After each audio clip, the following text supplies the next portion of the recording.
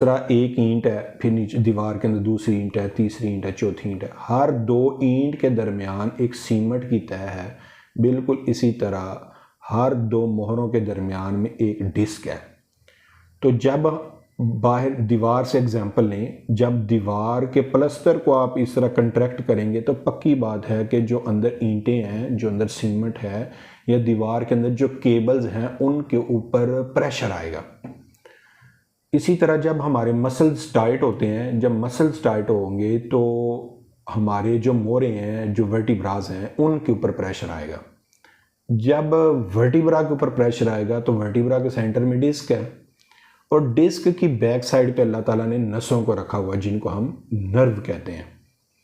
जब इनके ऊपर प्रेशर आता है तो कमर के अंदर दर्द होती है। अब जब ये प्रेशर बढ़ता जाता है बिलखुसूस L4 और L5 के ऊपर, और बाद में वो S1 S2 को भी इन्वॉल्व कर लेती है नर्व, तो ये जब इनके ऊपर प्रेशर बढ़ता है तो टांग के अंदर, अगर दाईं साइड के अंदर दर्द आ रही है तो दाईं टांग के अंदर आपको दर्द जाना शुरू हो जाएगी।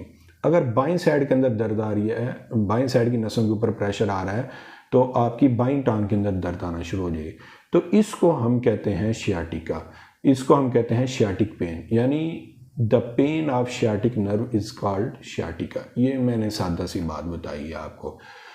ये शुरू के दिनों में कमर तक होती है, फिर ये हिप के अंदर आती है, फिर ये हैमस्ट्रिंग मसल यानी हिप से थोड़ा सा नीचे आती है और घुटने से ऊपर आती है। जब ये थोड़ी और पुरानी होती है तो घुटने के नीचे भी चले जाती है, टांग के अंदर।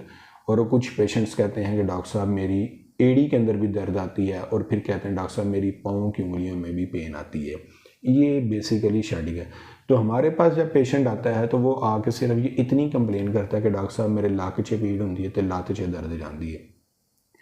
तो बेसिकली फिर हम उसके लिए एक तो उनका एक्सरे करवाते हैं या MRI करवाते हैं। उसमें हमें पता चल जाता है कि आया क्या इशू आ रहा है, कि पट्ठों का खिंचाव है या किसी नस को दब लगी हुई है, L4 L5 किस लेवल पर मसला है। उसके अलावा हमें कन्फर्मेटरी टेस्ट होते हैं फिज़िकल एग्जामिनेशन में, जो फिजियोथेरेपिस्ट करता है। वो SLR से भी पता चल जाता है, यानी टांग पेशेंट को लटा के तो उसको कहता है टांग खड़ी करो। तो जब वो टांग खड़ी करता है तो उसको भी पेन आ जाती है, हमें पता चलता है इसको शियाटिक पेन है। फिर उसके अलावा वो हम उसको बैठा के बेड के ऊपर, तो एक तरीका होता है उससे हम उसको चेक करते हैं, उसको सलम टेस्ट हम अपनी लैंग्वेज में बोलते हैं, यानी वो करते हैं तो हमें पता चल जाता है इस पेशेंट को शियाटिका है। ये आपको मैंने इसका इंट्रोडक्शन दे दिया है। अब इसका ट्रीटमेंट क्या है? जब पेशेंट आता है हम उसको एक्सरे या MRI करवाते हैं। ट्रीटमेंट के लिए